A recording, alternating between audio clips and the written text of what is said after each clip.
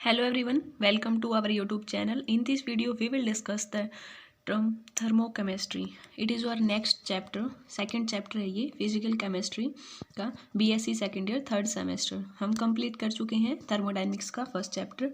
उसका हमने पेपर भी एनालाइज कर लिया एंड MCQ भी हमने सॉल्व कर लिया. आई होप आपको वो समझ आया होगा. अब हमारा नेक्स्ट चैप्टर है थर्मोकेमिस्ट्री. देखिए इसमें हम क्या पढ़ेंगे. फर्स्ट आपको पता होना चाहिए कि थर्मोकेमिस्ट्री है क्या.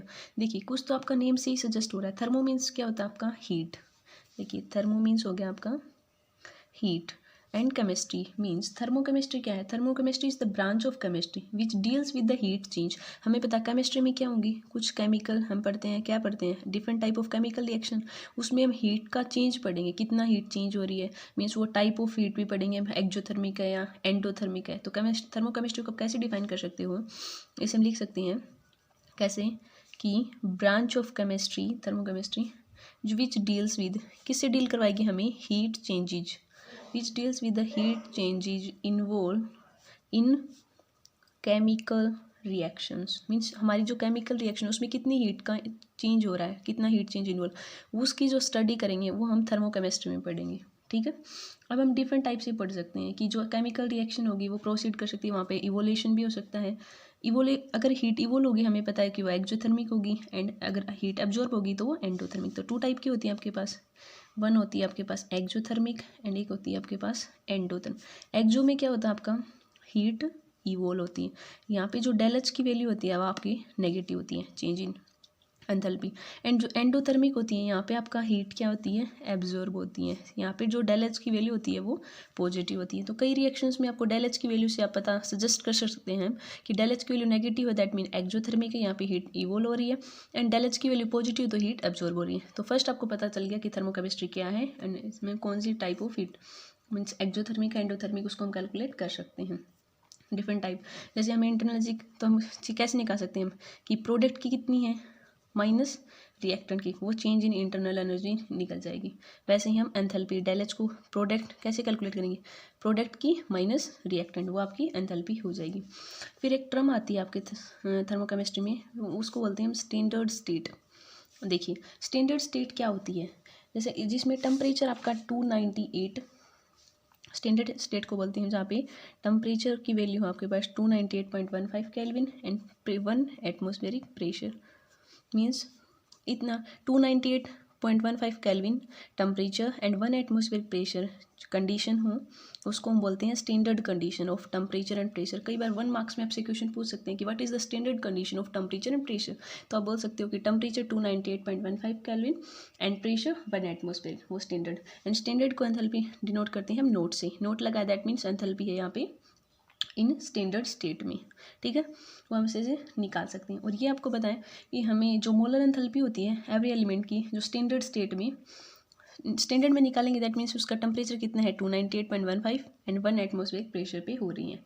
ठीक है, ये चीज़ हम कैलकुलेट कर सकते हैं. जैसे कोई एग्जांपल लेते हैं, जैसे डिफरेंट टाइप ऑफ एंथैल्पी है आपके पास. फर्स्ट आती है स्टैंडर्ड एंथैल्पीज ऑफ फॉर्मेशन. वो कैसे निकालोगे, एंथैल्पी ऑफ फॉर्मेशन का मीन्स क्या है कि 1 मोल ऑफ कंपाउंड को हमें बनाना है फ्रॉम इट्स उसके कंस्टिट्यूएंट एलिमेंट से.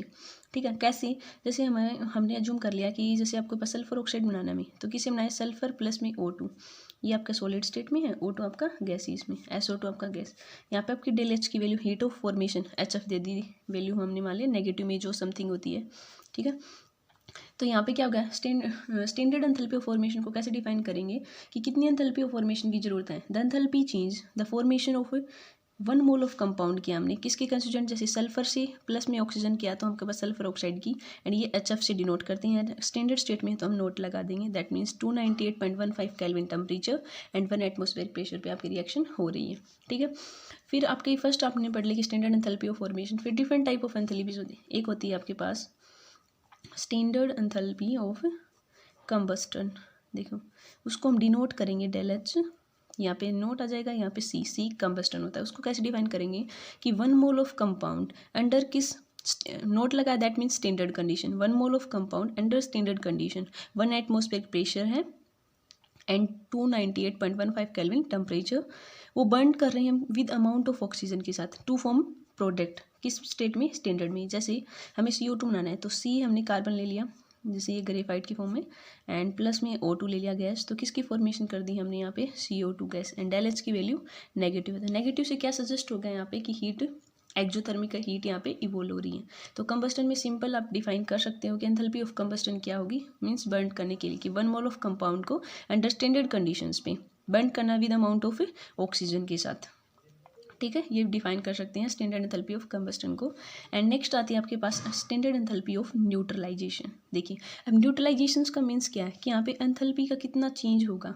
ठीक है, अकम्पनिंग न्यूट्रलाइजेशन कब होगा, जब 1 ग्राम हम क्या लेंगे, 1 ग्राम इक्विवेलेंट एसिड का प्लस 1 ग्राम हम लेंगे बेस का, तब आपके पास न्यूट्रल कंपाउंड की फॉर्मेशन हो जाएगी।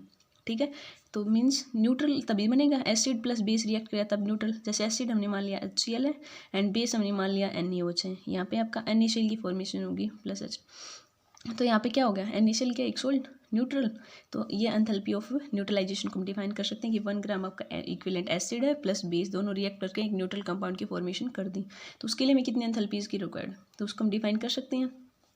ठीक है, अब ये जैसे डिफरेंट टाइप, एक होती है आपके पास स्टैंडर्ड एंथैल्पी ऑफ आयनाइजेशंस, उसमें होता है कि आयनाइज करने के लिए दस कितनी अमाउंट ऑफ हीट मतलब यूज है फॉर आयनाइजेशन करने के लिए वीक एसिड। जैसे आपके पास हमने वीक एसिड एज्यूम कर लिया, एसिटिक एसिड है, उसको हमने आयनाइज किया, किस में टूटेगा, ये CH3 negative plus H positive, यहाँ पे डेल H की वैल्यू पॉजिटिव है, दैट मीन्स यहाँ पे एंडोथर्मिक हीट एब्जॉर्ब हो रही है।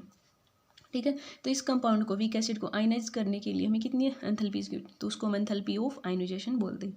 तो इस वीडियो में हमने क्या पढ़ा है, डिफरेंट टाइप ऑफ एंथैल्पीज पढ़ी है कि एंथैल्पी ऑफ कंबस्टन क्या है, फॉर्मेशन क्या है, आयनाइजेशन क्या है, ठीक है, एंड थर्मोकेमिस्ट्री क्या है। नेक्स्ट वीडियो में हम किरचॉफ लॉ जो हेसिस लॉ है कांस्टेंट प्रेशर पे, उसको हम डिटेल से पढ़ेंगे। आई होप आपको समझ आया होगा। Thanks for watching my channel.